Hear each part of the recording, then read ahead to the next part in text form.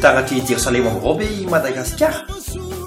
Fandarana arahanao eto amin'ny Antananarivo Télévision isaky ny alatsinainy alarobia zoma famerenana dia ny talata lakamisy sabotsy amin'ny ora toy izao. Tompona andraikitra sy mpanatotosa Ratrema Xavier Jean-Luc miarabantsika rehetra manaraka ny fandarana fa voasoratra hoe miarahaba faly amin'ny Jerosalema ary miravoravo amin'ny ianareo rehetra izay tia azy.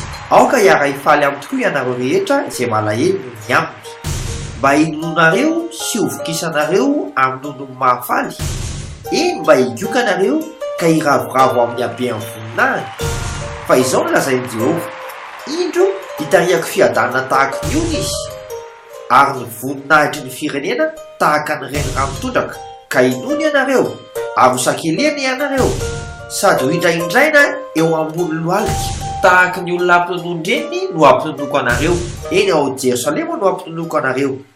Dia hita izany ianareo ka ho faly ny fonareo ary ny taonanareo ho tsara vitombo tahaka ny hay maitso ary ny tanan'i Jehovah dia ataony fantatry ny mpanompo fa ho teritra ny fahavalony kosa izy.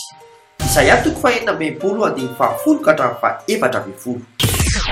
Midika izany fa isy firenena anankiray izay Andriamanitra no tahaka ny mampinono ao amin'ny toerana io. Aiza indray ary izay toerana izay? Mety Madagasikara ve? Raha mbola jerentsika ny saritanin'i Madagasikara dia tsy tahaka ny reny Bekibo ihany fa mbola tahaka ny renim-pianakaviana Betratra ihany koa.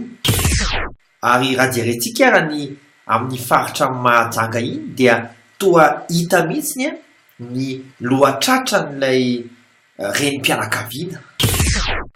Tsy milaza koa ve izany fa mety eto amintsika io tany izay ao amin'io tany io Andriamanitra dia tahaka ny mampinono, tonga ho azy koa ve izany?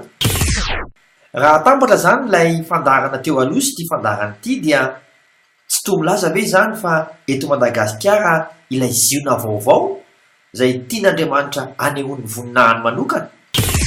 Anjarantsika ny mieritreritra. Mandra-peona tompoko.